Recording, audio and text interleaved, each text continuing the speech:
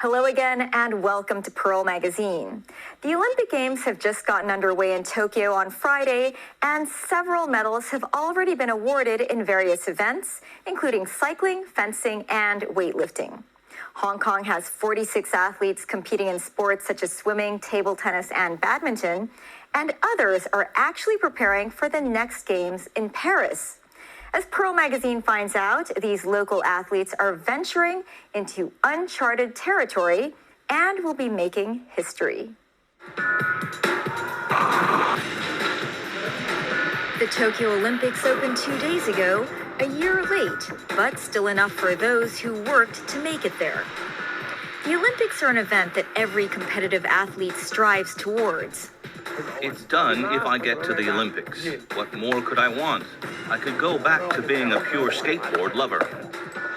Skateboarding and sport climbing are making their Olympic debut this year in Tokyo. But the Hong Kong teams did not secure a spot in the Games and are working towards the Paris Olympics in 2024. I'm so incredibly excited that sport climbing is now in the Olympics. The Hong Kong team, alongside other Asian teams, is not qualified because the qualifying competition, the Asian Championships, was cancelled. Breakdancing will be an official Olympic sport in the Paris Games. Will street dance enthusiasts make the most of this opportunity? Of course, I'll try to be part of the Hong Kong team first. Once you're in, you'll know what resources are available. We will show with our bodies and vigor that while we are a minor sport, we're prepared to do everything it takes.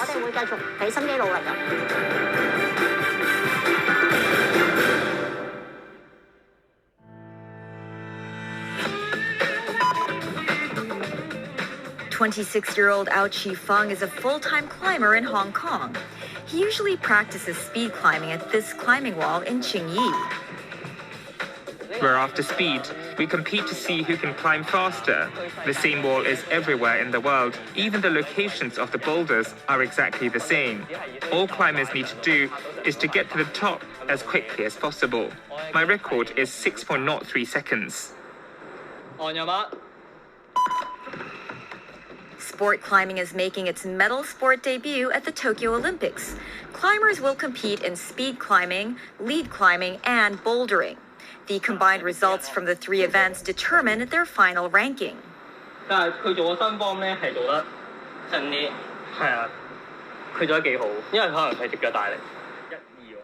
Chi-feng practices regularly with his teammates from the Hong Kong team.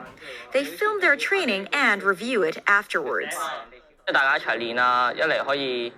Practicing together means that we have someone at a similar level to compete against, so that's a benefit. Also, we will film our sessions to see if our movements differ from the other athletes. Under the pandemic, the Asian Sport Climbing Championships were cancelled, meaning that Chi-feng couldn't compete to be qualified. Now he is training for the 2024 Games in Paris. If we can enter the Olympics, we'd be excited. I've always felt that this sport will be in the Olympics someday.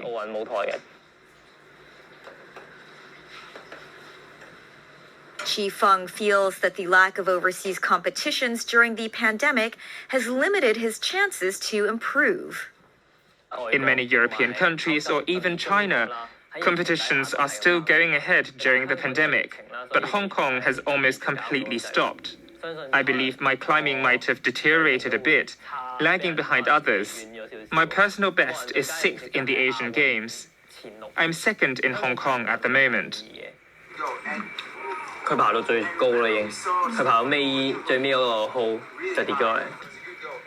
Chi-feng's mom is very supportive of her son's athletic dreams and often watches his climbing clips with him.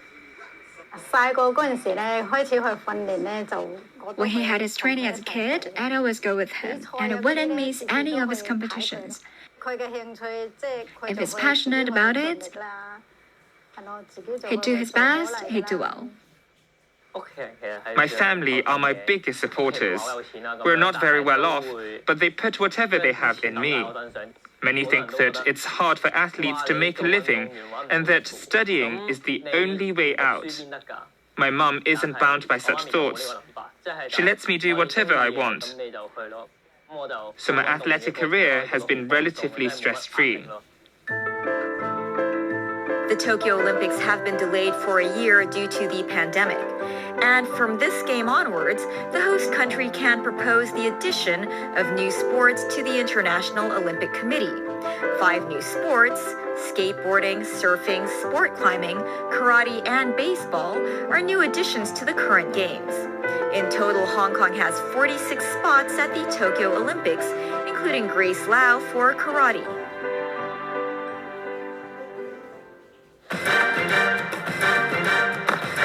Skateboarding started gaining popularity in California in the 1950s and 60s, and gradually became part of a unique street culture. Since his first encounter with a skateboard in his teenage years, Hong Kong skateboarder Luk Chun-ying has been very passionate about the sport. Okay, so this trick I'm going to do is a staple for skateboarders, but also the easiest to give up. It's ollie.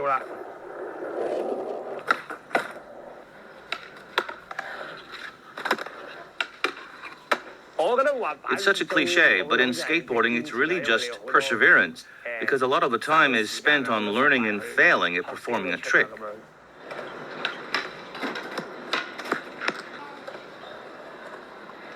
We interviewed Luk Chun-ying 10 years ago.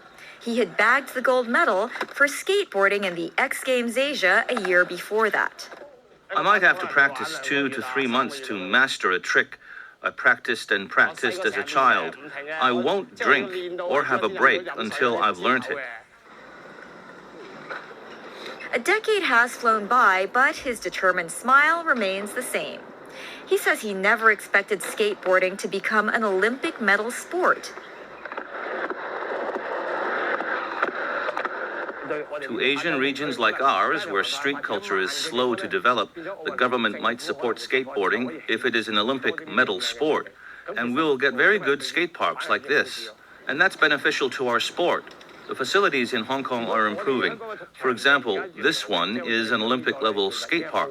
If we were to go to the Olympics, we'll first have to participate in qualifying tournaments. So if you're in Asia, the handful of skateboarders with the highest points will represent the region to the Olympics.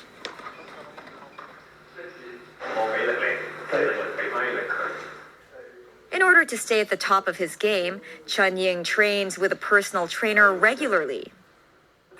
I started gymming because this was injured, and then I started. It took me over 6 months before I could skate again. I don't want to be injured as easily. The upcoming Paris Olympic Games will include skateboarding. Chun-ying says with where he is now, he might not be able to enter the Olympics. If I do go, I'd wonder whether my technique is up to par, whether there's enough resources and support.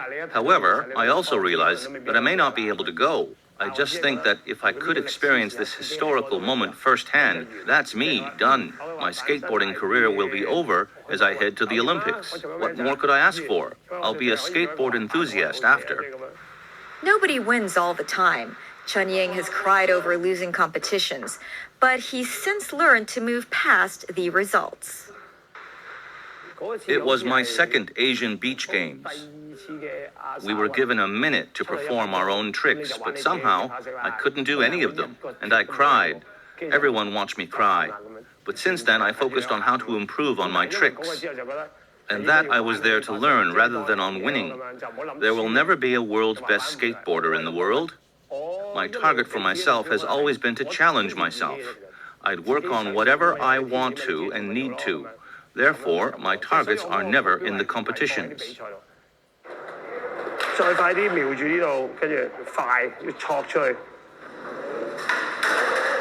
Chun-ying is also a skateboarding coach and is the first skateboarder sponsored by the Sports Institute.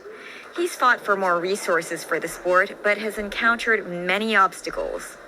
To get resources from the Sports Institute, I have to win in some competitions so that I could have some resources. They haven't put much resources into skateboarding, really, because it's all under the elite sport training system. I just hope there can be more funding for us to send young skateboarders to compete internationally. At 34, he's a veteran skateboarder, but he still hopes to participate in the Olympics in 3 years' time. I hope I have a chance to go, even if I can't. I hope others could, to see what it's like at the Olympics. Also fighting for a ticket to the Paris Olympics is Ao Chi Feng, who's best at lead climbing and bouldering. For bouldering, you can see that the climbing walls are shorter, perhaps around 4 to 5 meters, and there are usually 5 lanes in competition, and each is for one climber. You have 5 minutes to finish the climb. You could do as many times as you wish. The fewer the attempts, the higher your score. Ao Chi Feng says, in order to catch up to the level of overseas climbers, the quality of training has to improve, and the key to that lies in the design of the climbing routes. The routes in Hong Kong are not as developed as the ones overseas, such as Japan. Most of the ones in Hong Kong are set by the climbers themselves. As you can see, I help set the ones here too, which means I've been training on the routes I set myself. Actually, it's changing in Hong Kong because there's an increase of people studying to be route setters, to take reference as to how other countries do this. For Chi Feng, he's experienced the saying, the higher you climb, the harder you fall, numerous times. Having spent years climbing, he always picks himself up from where he's fallen. That's because there will always be ups and downs in life. Once I give up, I lose the chance to better my score. That's why I work so hard, I persist, and I never give up. It's something I learned from climbing, and it's changed my life. After the break, local street dancers get ready to breakdance their way to the Olympic Games in Paris. Stay with us.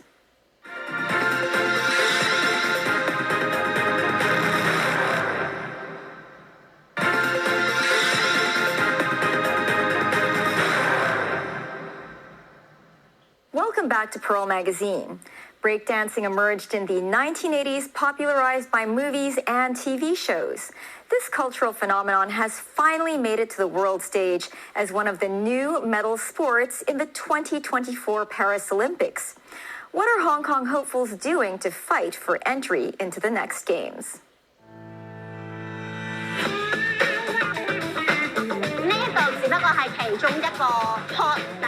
This is one of our practice spots. Our goal is to participate in the Paris Olympics. Ling Can is a breakdance enthusiast, and this is her go-to rehearsal place. The International Olympics Committee announced last year that breakdancing will be an official sport in the 2024 Paris Games. Ling hopes to dance her way into the Games. I was happy when I first learned about it. It's been a passion of mine for years, and I've preserved for years. Now it's made its way into an established system. Breakdancing is an integral part of hip-hop. Ling says some had doubts over whether turning a street dance into a competitive sport and introducing a scoring system to it would take away its free-spirited essence.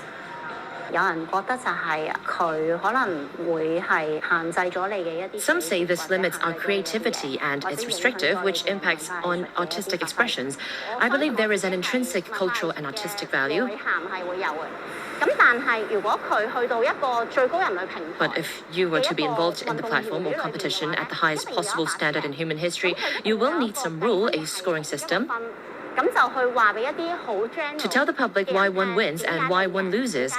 I think if you're truly passionate about this and that you want to help promote it, you should be part of it.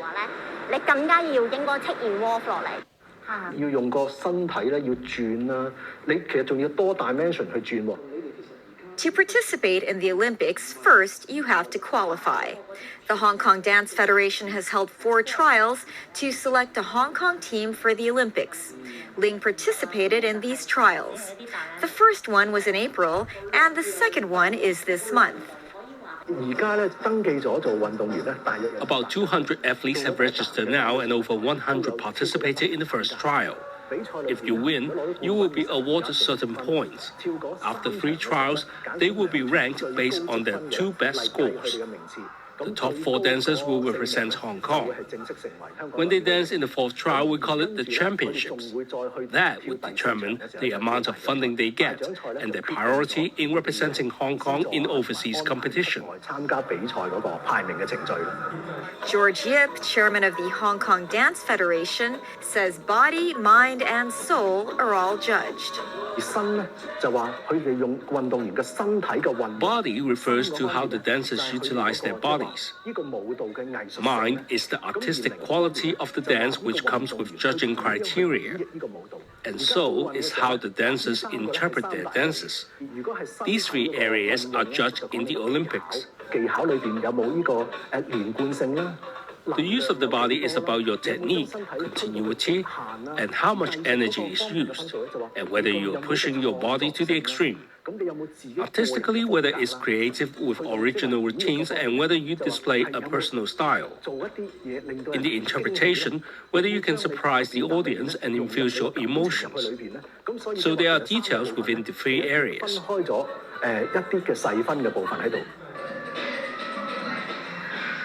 Ling came 8th in the first trial and is now getting ready for the second trial. It's 9 days before the competition, and the 37-year-old mother says she's one of the older competitors. In addition to more intensive training to stay on top of the game, she has to juggle her mom duties. Despite this, she's excited to have a shot at the Olympics. I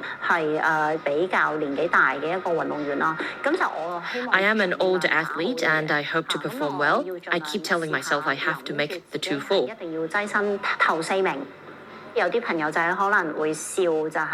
Some friends made fun of me, saying, "Why push and exhaust yourself like this?" But I overcame each and every hurdle like this. If I don't push myself, I would have been eliminated by the game.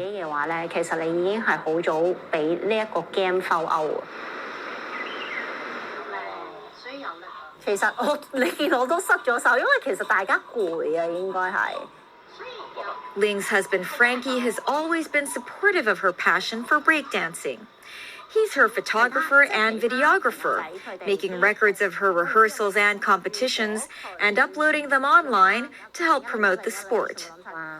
Ling wants to participate in the Olympics not just because of her passion for breakdancing. She also wants to be a role model for her daughter so that she goes after her dreams when she grows up.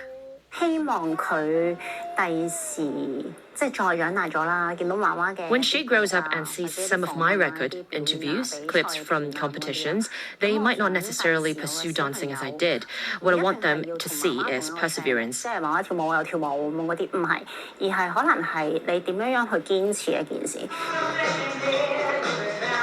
With 20 years of experience in breakdancing, Ling is now a full-time dance teacher.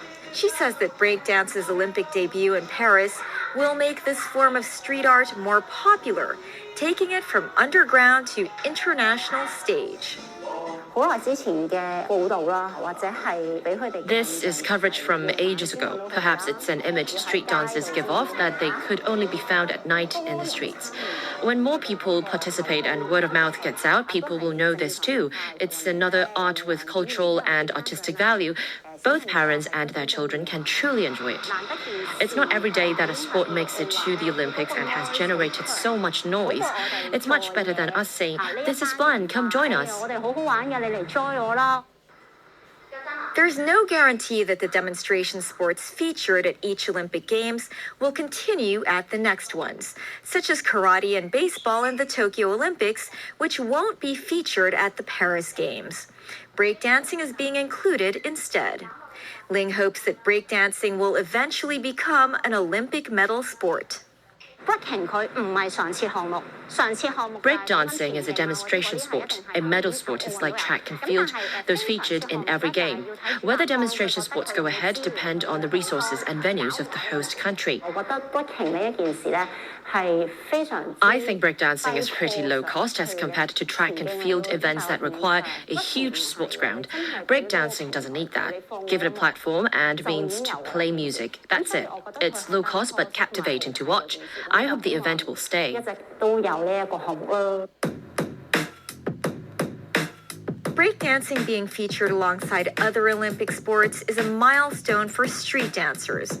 However, Ling still thinks that Hong Kong lacks public space where they can rehearse. Hong Kong itself is always densely populated with small flats. For outdoor spaces, some are private, some are government's green belts, some are government's recreational zones. They all have designated purposes and are all regulated.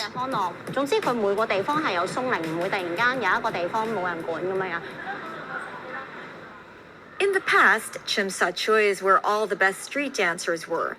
Ling says this was the starting point of her dancing career.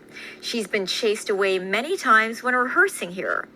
She hopes that the government will have better land use plans to help popularize street dancing. In Hong Kong, the general impression is that cultural, artistic, and sports development is slow. Hong Kong lacks a cultural authority or a sports management authority. Neighboring regions such as Taiwan and the mainland all have that. Hong Kong has LCSD that looks after everything. At most, it's outsourced to West Kowloon or Arts Development Council, but basically it's all LCSD.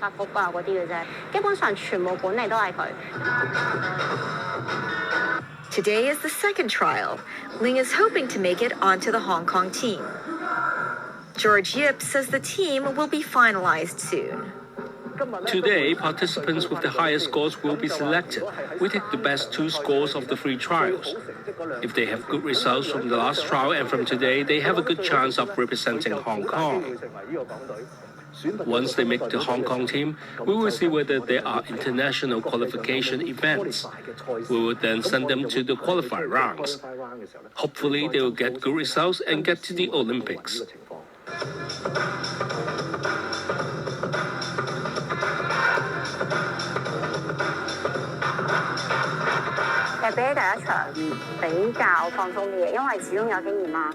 I'm a bit more relaxed compared to the first one. I had some experience from last time, and I feel more prepared. When I dance, there's a bit of strategy too. You will compete each and every single other dancer within your division, so you need to make sure you have energy till the end.